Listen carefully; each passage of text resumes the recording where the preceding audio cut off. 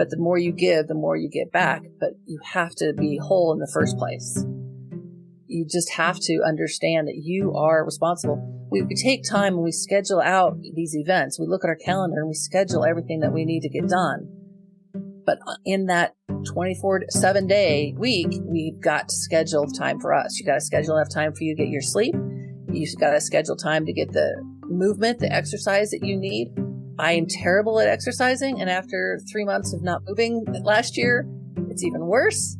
But it is what I need to be able to function and be able to take care of my grandson. I can't walk him to the park if I am not healthy and being able to walk myself. And that's an example. That's where I'm at. I spent 3 months not being able to move because I was told to be still and be very careful and be very calm.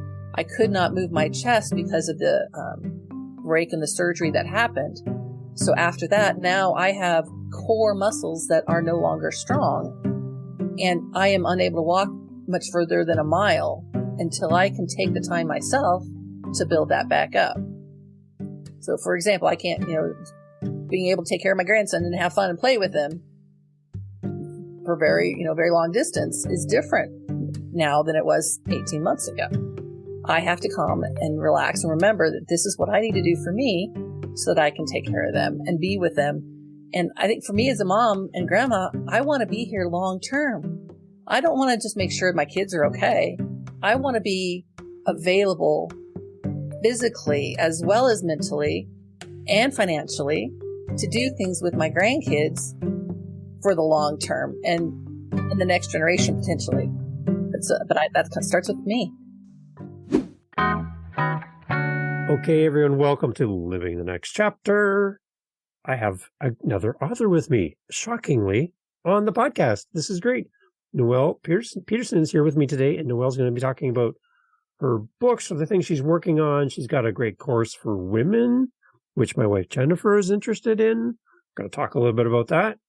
And we're looking all about wellness and the fact that we all have a story to share.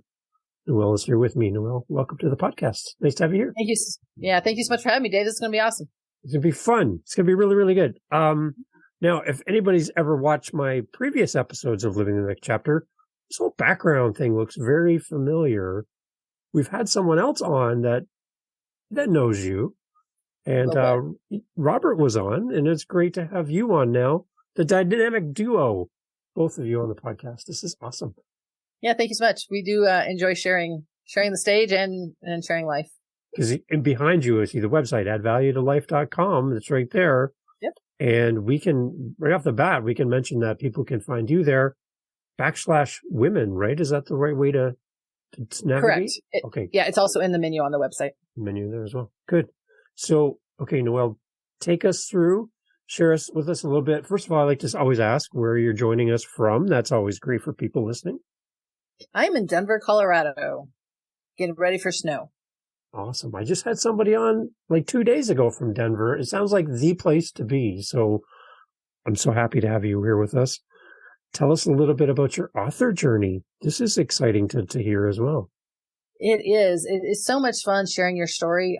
Mine starts last January. I was working through recovery of a life-saving surgery and figuring out what I wanted to do and who I was supposed to be on this world. And the worksheets I had been using and Robert had found for me were just incomplete in ways that meant to me and to my personality. And so one weekend he actually just looked at me and said, then write your own. So I sat down while working my 9 to 5. I took a couple weekends and took the books that we had used over our entrepreneur journey and life and things that meant value to me and put together a workbook of 20 activities to help somebody figure out where they're at and where they want to go and work through that process of what's next. Where am I supposed to be? What am I supposed to work on? And that I just created the documents and I never thought anything of it. Well, then we met a publisher and he's like, let me put that into print. I'm like, okay, if somebody wants to buy it, I didn't know what it was for. And at the time it was really just for me. And that was last January and worked through it. And, he's got lots of stuff on his plate and it wasn't urgent for me. And by the end of April, I had books in hand. So that is the Dream Life Planner. It is on Kindle and Amazon, but it is a book that you want to write in. So I recommend getting a print copy. Nice. And then you can just, or, doing a PDF and you can write on it and redo it over and over, because it is valuable things to think about over the years as you process and work through and grow. Beautiful. So this is meant to be a journal then, like a planner? That's the whole idea behind it? It's called a planner, but it's not something to plan out your week. It's not something that you're going to reuse, over the year. Okay. It's the activities of where you want to go. And it does have some tools to help you process and think of your daily plan and your daily actions, and habits that you want to build. So the ultimate goal then, by going through the planner, what are you hoping people are going to see as success? Growth in their life and knowing what they want. I mean, we are all here for a purpose. We all have specific backgrounds and stories and experiences that brought us to who we are.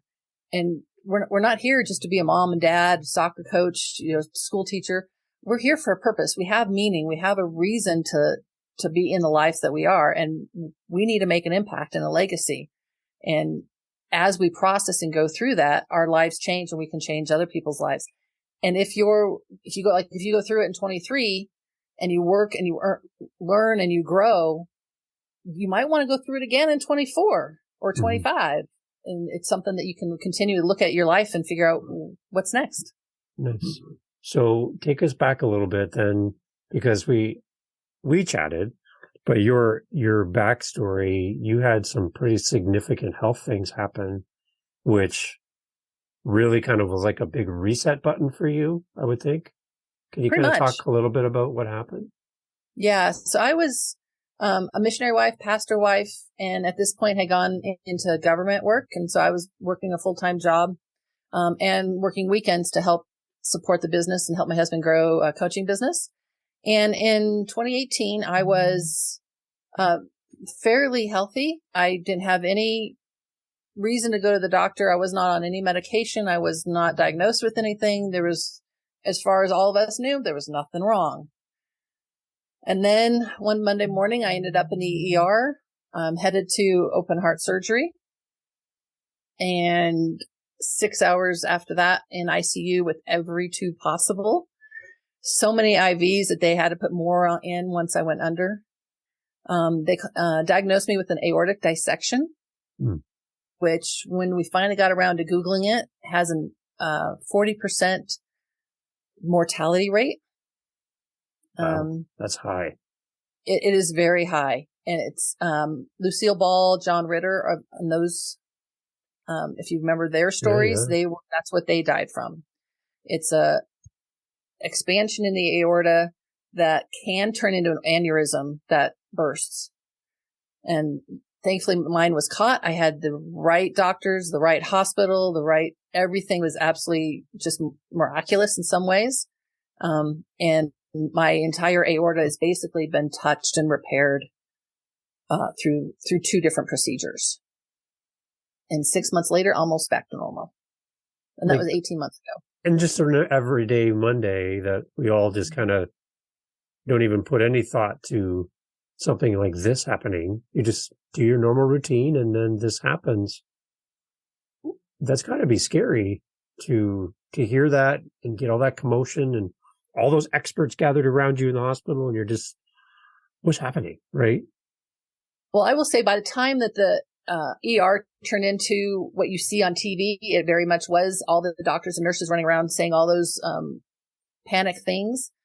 I had already been given Dilaudid because I was unable to sit still and they needed me to sit still for the CAT scan. So I was already drugged up to some extent, but I was also the kind of person that I've been through surgery.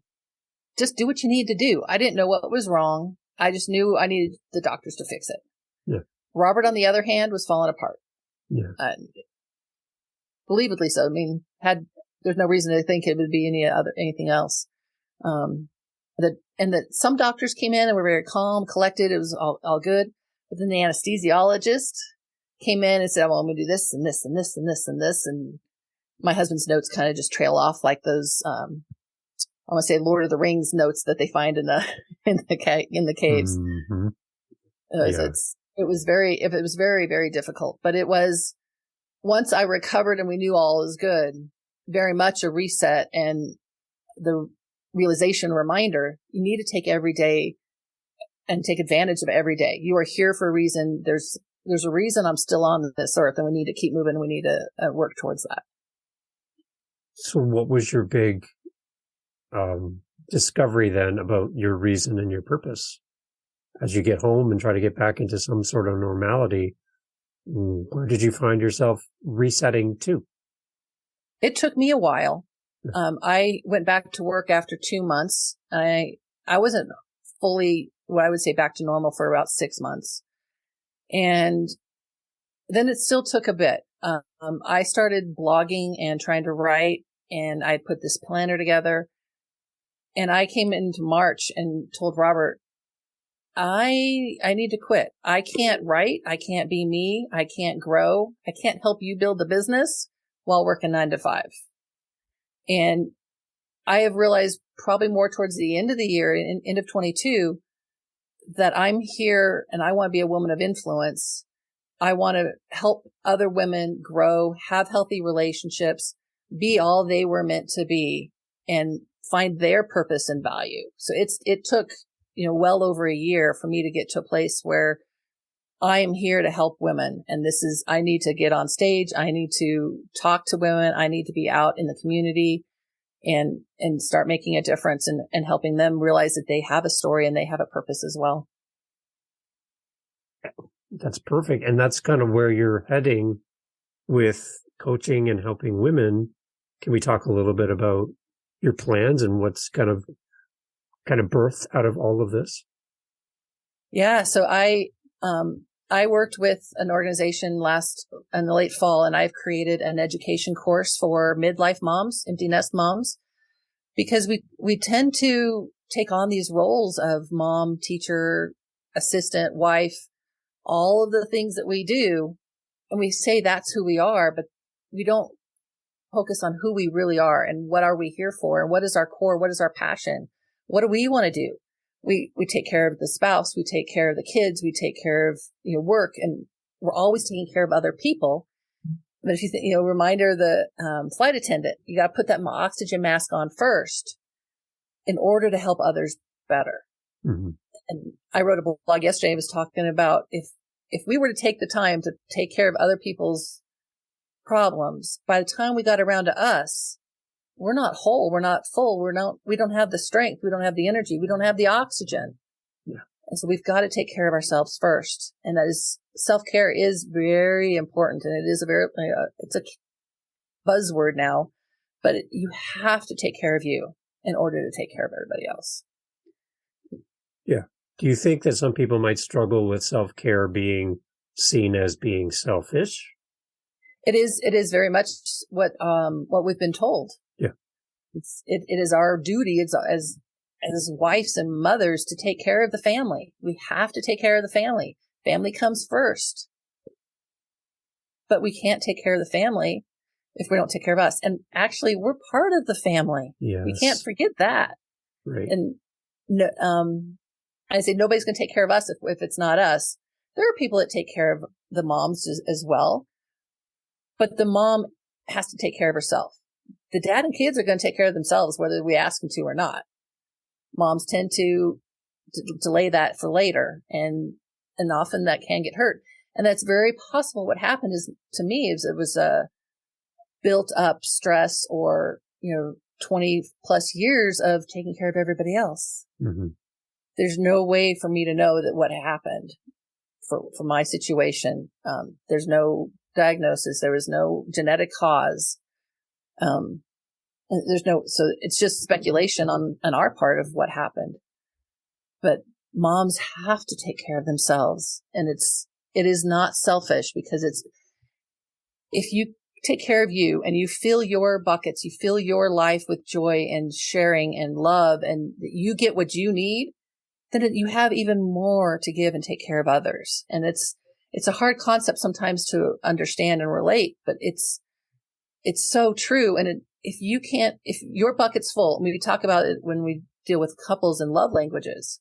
If you're filling your bucket and getting love in the way you need to, by yourself, by others, however, it works, then you are able and have the love to give to others. It works with every emotion. You have to take care of you so that you can give of others. It's just vital. Yeah. And it seems like we're the last ones to take care of ourselves. We, as parents, we give. Financially, we give time, we give love and attention, and it doesn't always come back to us the way we give out. And like you're saying, you can't just give from an empty vessel or an empty pot, or there's only so much in there that you have. And what I find is there's some parents that will give their best to their family, and they'll settle for the leftovers, for whatever's available, right?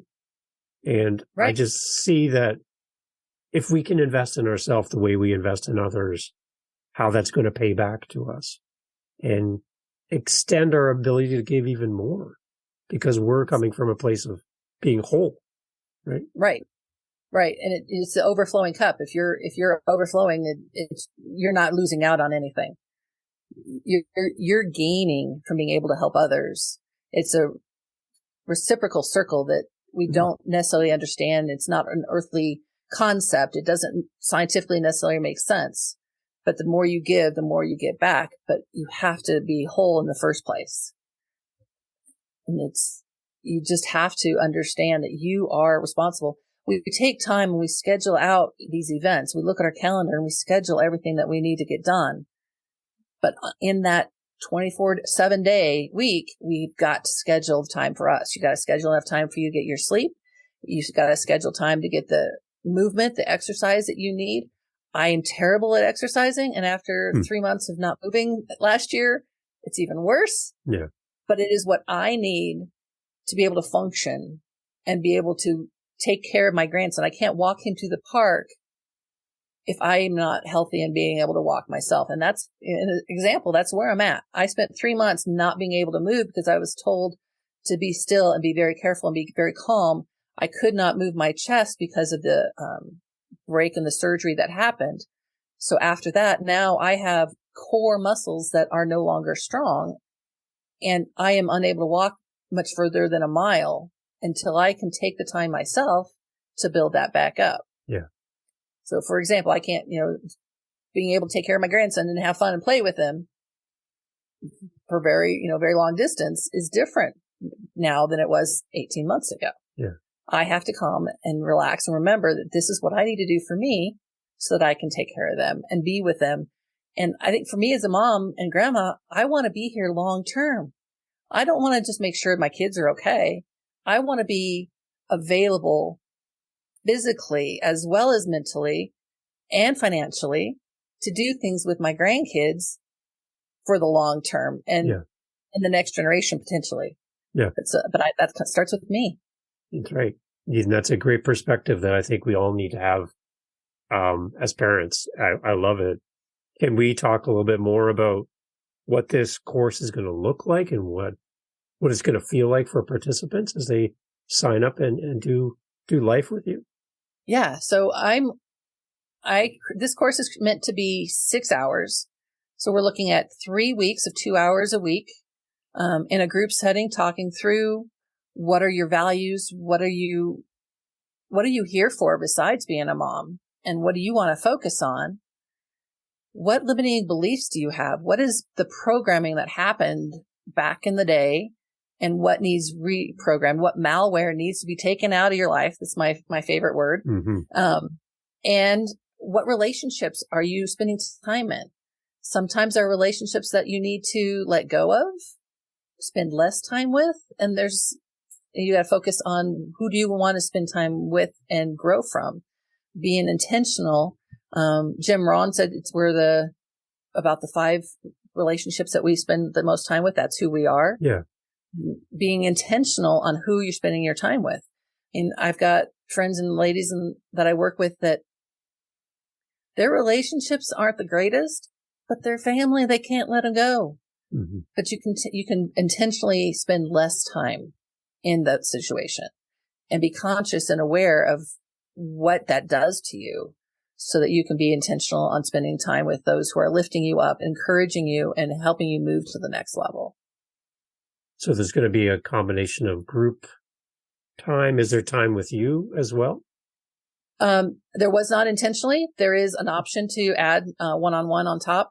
Okay. But one-on-one is, always a value, and the value in words are escaping me, but time to spend on exactly what is going on with you. What's you working on? One-on-one coaching works for everybody. We all need it. But there's so much value in group setting and hearing from other stories and working together and the accountability that comes with it as well. And how big are the groups that get together? No more than 10. Okay. Keep it small. Some intimacy there then too. Yeah. Nice. Yeah. You got to trust who you're in the room with. I mean, these are emotions and women don't necessarily like talking about themselves. Yeah. So give them that opportunity to open up and find somebody they can be willing to open up with and trust that they can share their story.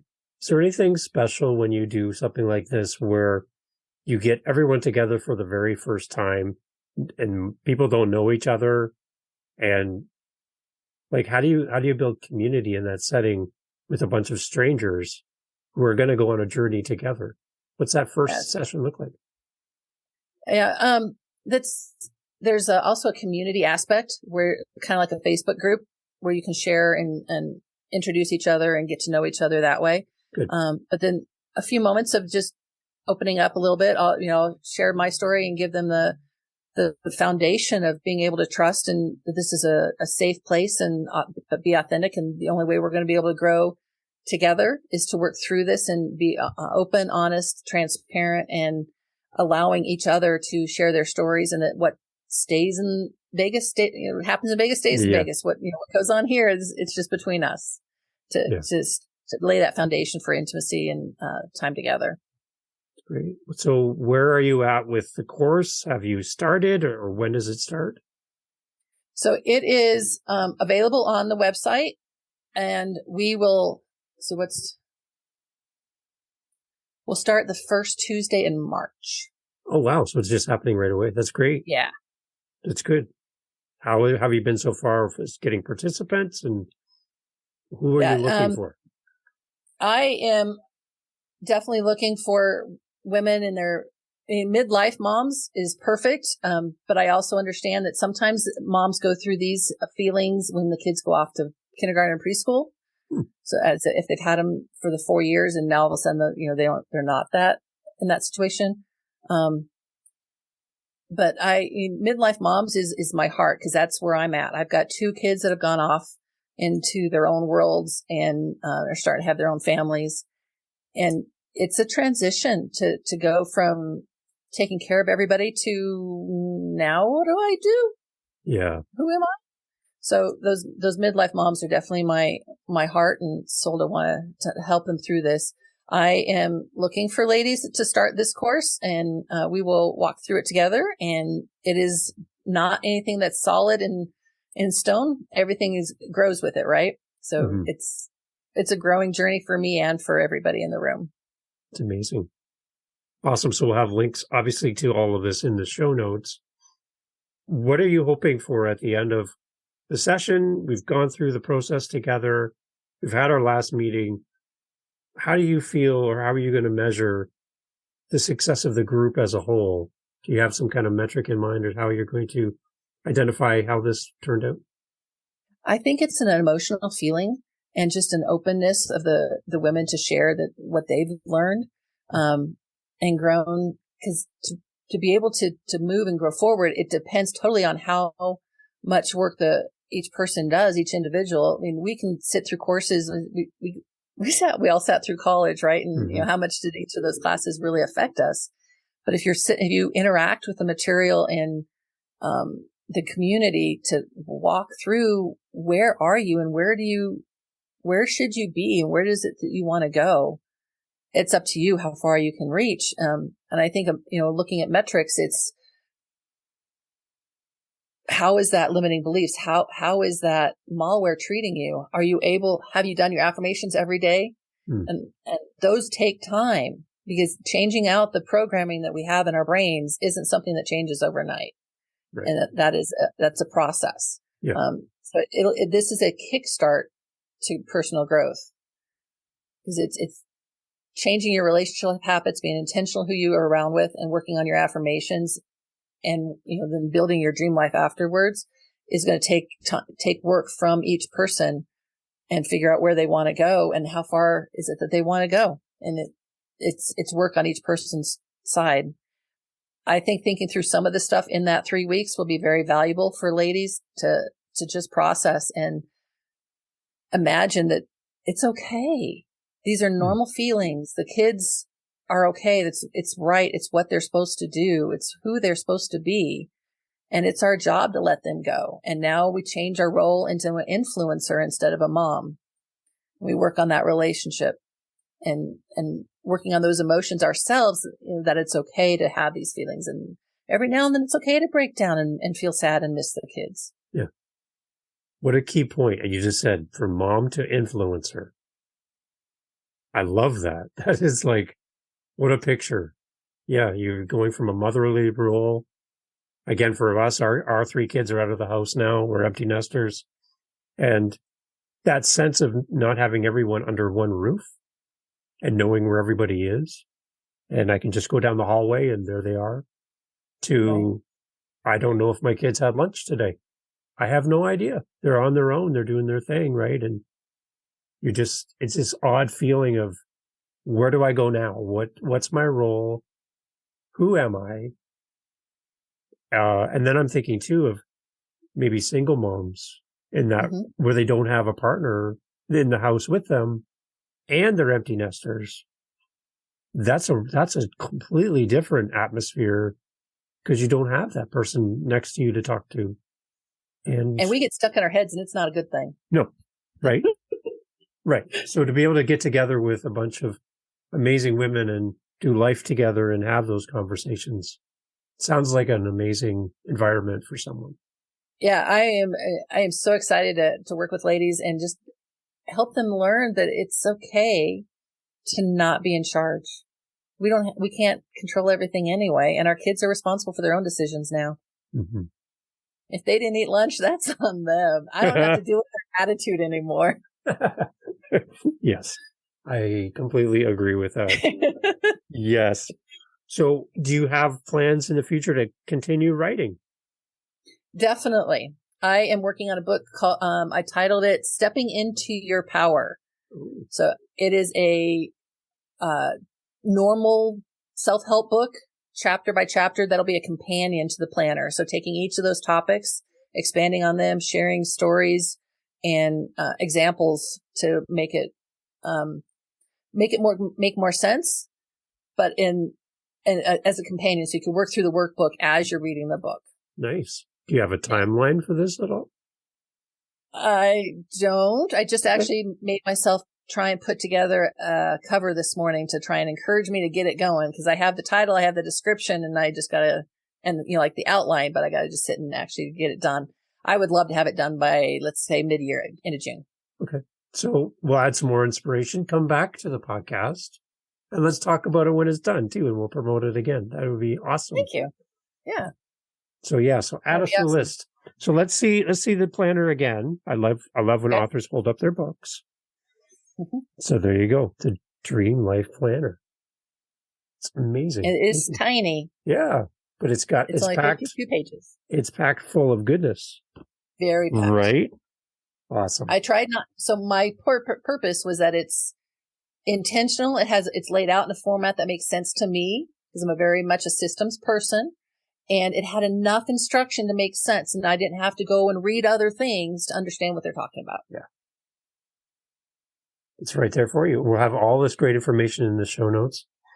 Thank you so much, Noelle, for being part of the podcast. This is really, really fun to have you here. Amazing. So please, everyone, go support. And if you're listening to this and you're thinking, I'm really interested in this group for women, and Noelle sounds like a really amazing person, which she is, make sure you check out all the show notes and sign up. we're going to get this episode out right away so people can hear this and respond. So thank you, Noelle, Awesome. for being part of it. And we'll start the course again after that.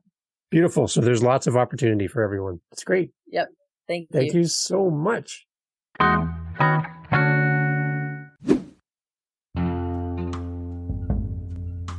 Okay, well, thank you for being here on Living the Next Chapter. I hope you enjoyed this episode. We enjoyed having you here on the podcast. Our authors are amazing. I hope you appreciate their time, their effort to make this possible. If you know an author, if you want to recommend an author, that's a good idea. Hey, if there's an author that you really would love to hear about or hear from, if you tell me, if you send me a message, you speak pipe on our website, livingthenextchapter.com, send me an email, go over to livingthenextchapter.com, send us a message. We will forward your message to that author and say, listen, you are being requested to be on Living the Next Chapter. Our audience can't wait to hear from you. You can help shape the show. Yeah, you. You could do that right now, actually. You got a minute, right? Okay, how about you do that? livingthenextchapter.com. I'll see you over there. Recommend an author. Yeah. See ya. Thanks. Mindshift Power Podcast, the podcast for teenagers and those who work with them. There's a huge problem in America today. There's a very large disconnect between teenagers and the adults who work with them. I'm looking to bridge that gap with real, raw, honest conversation, not held back by the chains of political correctness. You cannot solve a problem you do not understand. Want to understand teenagers today? Listen to this podcast. This podcast is for teens in the U.S. and Canada. To learn more, go to fatimabay.com/podcast or just look for Mindshift Power Podcast on any listening platform. I look forward to you being a faithful listener.